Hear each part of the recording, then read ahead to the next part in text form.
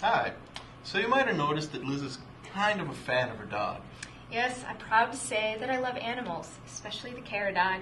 So, I convinced Bill to focus on animals in space for this episode. Animals in space! Yes.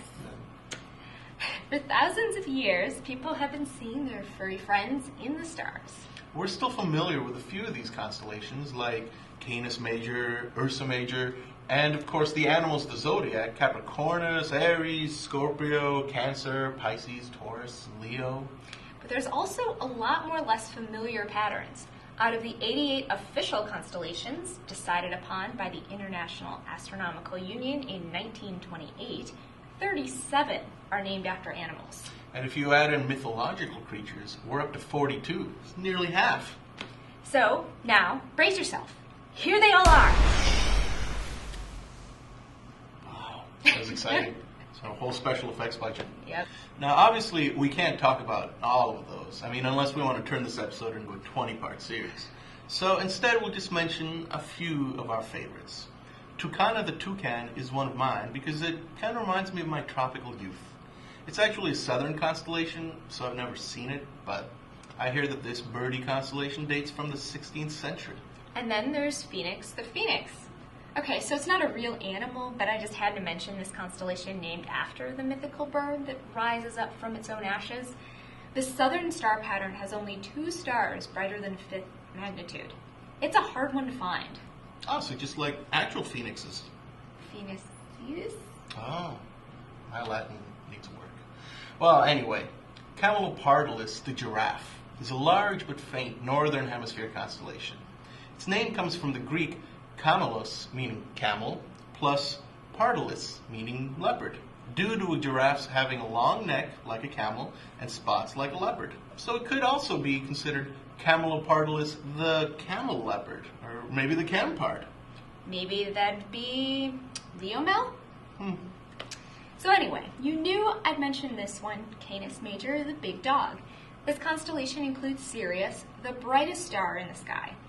The big dog appears to be chasing Lepus the Hare, which is a pretty accurate description of my dog, too. Oh, really? She goes after a lot of hares? Oh, yes. A lot of those and a lot of squirrels. Does she split hares, too, or is that... No. Okay. No. Well, then that brings us to one of my favorites, Puppis the Puppy, which is just so... No! It's Puppis the Stern, as That's a part right. of a ship. The ship of the Argonauts, to be exact. Oh, so the Argo? Yeah. Okay. Good to know. So my wife insisted that I also bring up Lynx the Lynx because of our crazy cat Isla. She's actually meaner than any lynx I've ever met. How many lynx have you met? More than you'd think. Okay. Which is still not that many. So this northern constellation looks like a faint zigzag between Ursa Major and Auriga.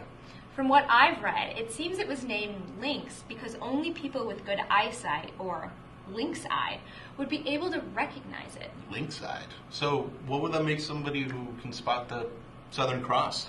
Maybe keen-eyed? How about just good observers? I guess that too. So there you have it, a few of our favorite animals in the constellations.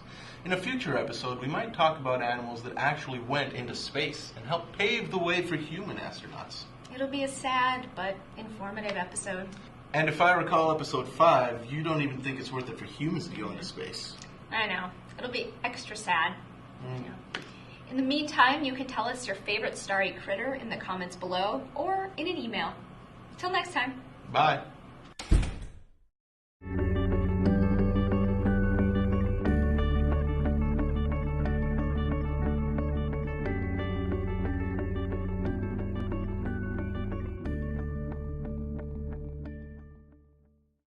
Ch-ch-ch-chia. In the email. Did we say that? Yeah. You're going to send us one email, and there you better tell us or else we've lost your chance. Are we going to show, we're going to show Puppis the Puppy, right? I mean, that's the, I didn't even mean to.